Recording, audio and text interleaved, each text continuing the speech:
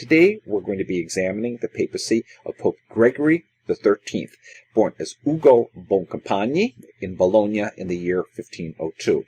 We have a real interest in this papacy in this course, first of all because it's extremely consequential in its own right, but also because of the links with the Boncompagni Ludovisi family, who assisted in the creation of this course. So we'll be returning to Pope Gregory XIII again and again, but today we'll lay out the essentials. The father of Pope Gregory XIII was named Cristoforo Boncompagni, born in 1470. What we're looking at here is a folder recently discovered rediscovered in the year 2010 by Princess Rita Boncompagni Ludovisi. This is part of a much larger archival find that she is responsible for. And this folder in particular contains many valuable genealogical documents that haven't seen the light of day for many generations. And we'll be taking a first look at them, indeed, in this course.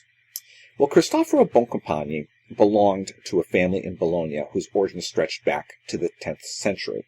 The Boncompagni were already well established by the 16th century. They had been patricians of Bologna for some time, and they could trace their ancestry back really to the time of Emperor Otto II, who brought the proto-Boncompagni with him to Italy. They were originally named the Dragon von Sachsen, and as a result, they are related to many of the most noble families in Europe who share the same ancestry.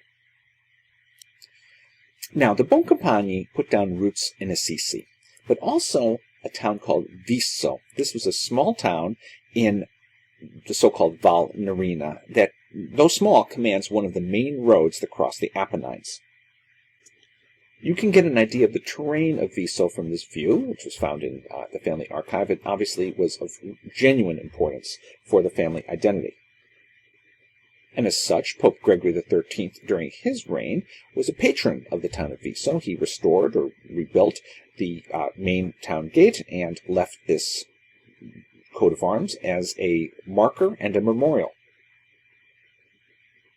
A word about the coat of arms. The family's coat of arms shows a dragon with a truncated tail. The idea was that the tail was the evil part of this admittedly imaginary animal. It was in the tail in which the poison was stored. So it was thought. By the way, this book is entitled The True Genealogy of the Very Ancient Family of the Boncompagni, and this book was written in the 1590s. And this underlines the main centers for this family: Bologna, Arezzo, Visso, which we've seen, and also the town of Foligno. Visso and Foligno are very near to each other. Well, the book goes on and looks at the evolution of the coat of arms and how the various branches of the Boncompagni contributed to it, including before the Council of Lyon in the 13th century. And here is the fully developed seal, at least as it stood in the late 16th century, when the family had reached the status of Dukes of Sora. And we'll be talking about this at some length. I think it's really worth saying something about the dragon for reasons which I hope you will soon appreciate. Here's how the beast would appear in the arms of a Boncompagni cardinal. You note the hat at top. And here in the papal symbol of Pope Gregory XIII.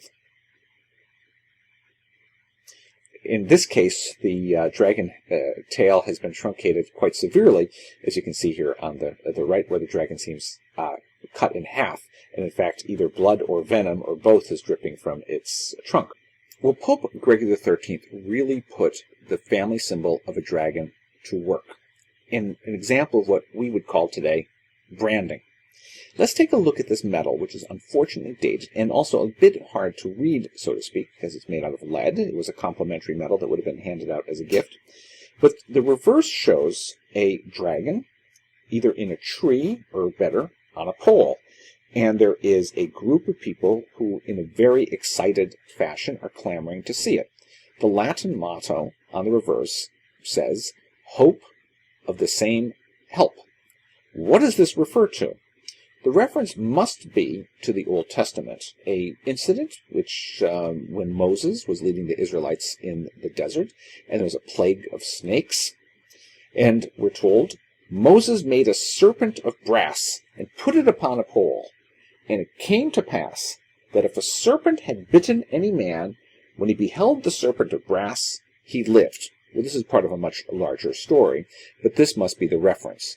It's interesting to see how Gregory XIII used the family symbol of the dragon, which stood for himself, as a symbol of salvation. Here is another instance. There are many. I'm just going to give you a selection. Again, an undated metal, and you see a dragon between something known as a caduceus, which is a symbol of health-giving, and a cornucopia, which is a symbol of plenty. And the Latin motto says, it's actually lifted from St. Augustine, but it says, he provides both, okay, and which is health and welfare, so to speak. I mean, basically the health, which the staff, the medical staff of the caduceus, what that connotes, and also to the right, the cornucopia, the horn of plenty. Here's another example of an alternate form of the iconography. It occurs on one of the most famous medals from Pope Gregory XIII's reign, and one that commemorates his most famous action, which is his calendar reform of 1582. Well, this is another variant in the iconography, which is a dragon, not with a truncated tail, but attempting to swallow its own tail, but not succeeding in doing so.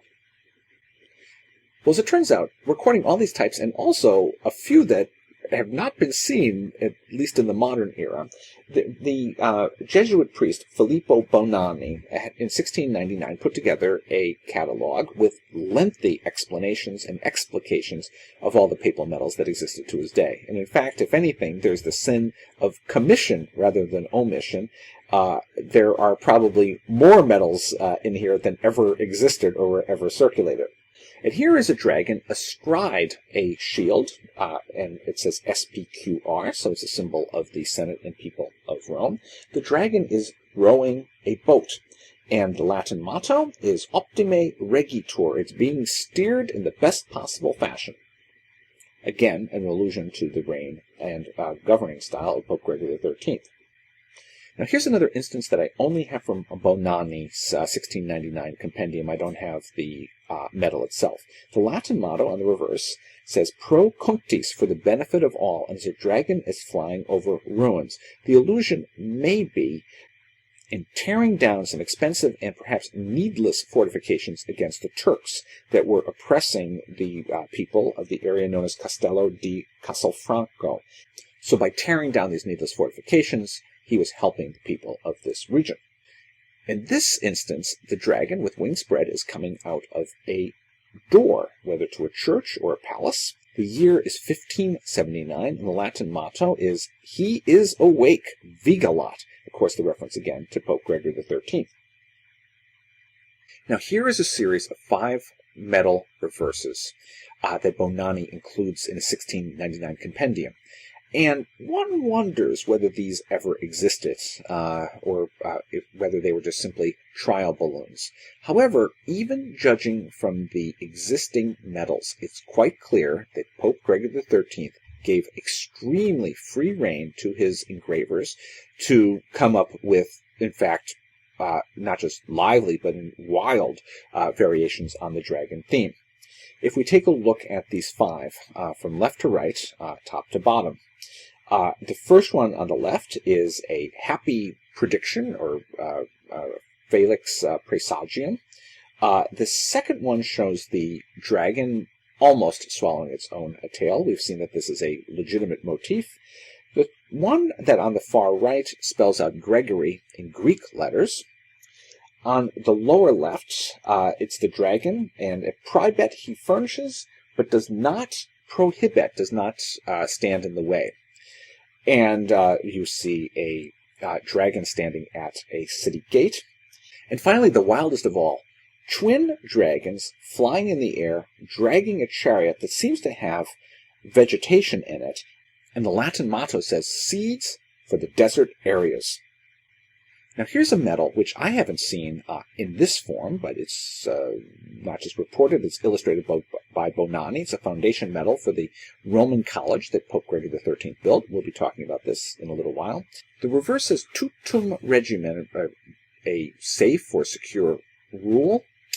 The goddess Roma is seated on armor and much else. You see military trumpets in the background. There's a table with ecclesiastical implements, but the most important thing is in her right hand, the goddess holds a Boncompagni dragon. Here is the obverse of this medal, and here is the reverse of this medal, but very interestingly, it was issued by the successor to Pope Gregory XIII, Sixtus V, showing continuity and also admiration for his predecessor. Perhaps the best articulation of the meaning of the Boncompagni dragon could be found in very southern Lazio, near the border with the Kingdom of Naples, at a Boncompagni stronghold called Isola di Liri, and this is where Pope Gregory XIII's son, Giacomo, established himself. Here is what the Latin motto in this stucco says. I am the dragon. Don't be afraid, for you too are breathing venom, which deep inside I lack. And the tail, which has been truncated, shows this. And then, in larger letters at the center of the composition, nothing of venom remains. No venom remains. It's a very elaborate and artful way to say, well, if you got a problem with me, I got an even bigger problem with you. Back to Cristoforo Boncompagni, the father of Pope Gregory XIII. He was a merchant who married into an equally aristocratic family. He became the husband of Angela Mariscolchi, and this portrait is from the Villa Aurora. The fourth of their sons, Ugo, was born on the 1st of January, 1502. I should say that what we're looking at here is an inventory of financial records of the Boncompagni family for the 16th century and earlier. It's one of the recent finds from the Villa Aurora. Well, Ugo Boncompagni, at the age of 28, graduated as Doctor of Laws at the University of Bologna, which is Europe's oldest university. Then he remained through the 1530s as professor of law for 8 full years, 1531 to 1539. His students included notable figures such as Alessandro Farnese, made cardinal at the tender age of 14 by his grandfather, Pope Paul III, and also the noted English cleric Reginald Pole, who was made a cardinal in 1536. In 1539, Ugo Boncompagni himself went to Rome. He was ordained when he was about 40, and under Pope Paul III, Farnese, he became extremely highly regarded as a lawyer and as an administrator, and he was given a whole succession of very substantial judicial posts. Yet the year 1547 marks a turning point for the career of Ugo Boncompagni.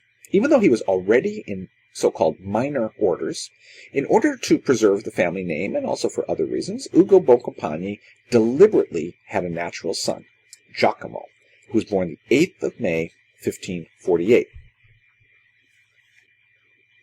Now, one of the most valuable items to emerge from the new archival finds from the Villa Aurora is an autograph declaration in Latin and Italian, shown here, dated the 22nd of December, 1552, by our Ugo Boncompagni. In this document, which I think is unique for the papacy, he confirms explicitly his paternity of Giacomo, or Jacopo Boncompagni, by Maddalena de Fucinis. This woman was a servant who was employed by Ugo's sister-in-law, one Laura Ferro. Well, here, and this is totally unique, the future pope explains in detail the circumstances of the boy's conception, which took place in 1547 in Bologna, after the Council of Trent had moved temporarily to that city. Now, his main motive was to assure his inheritance rights following the death, just the previous year, 1546, of his father, Cristoforo Boncompagni. And as it turns out, we're looking here at the will of Cristoforo Boncompagni, which is in the Villa Aurora archives. Now, Ugo writes that he then arranged a dowry and a marriage for the mother, Maddalena, with a mason named Simone Scamni. So the infant Giacomo was born 6 years before Ugo's consecration as bishop, and 13 years before his creation as cardinal. In fact, this is a follow-up to the first acts of legitimation that Ugo had moved, which started in July of 1548. And what happened to the son? Well, as we're going to see, that by the mid-1570s, Giacomo Boncompagni, as son of the Pope, legitimated son of the Pope, was one of the most powerful men in central Italy.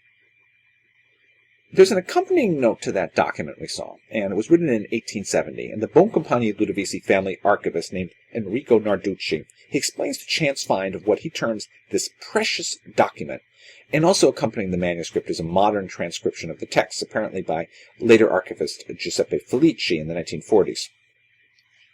And as I said, the declaration sheds remarkable light, not on just the fact of Giacomo's descent from the future Pope Gregory XIII, but also precisely on the circumstances of his conception, and that makes this item unique, surely, in the annals of the papacy.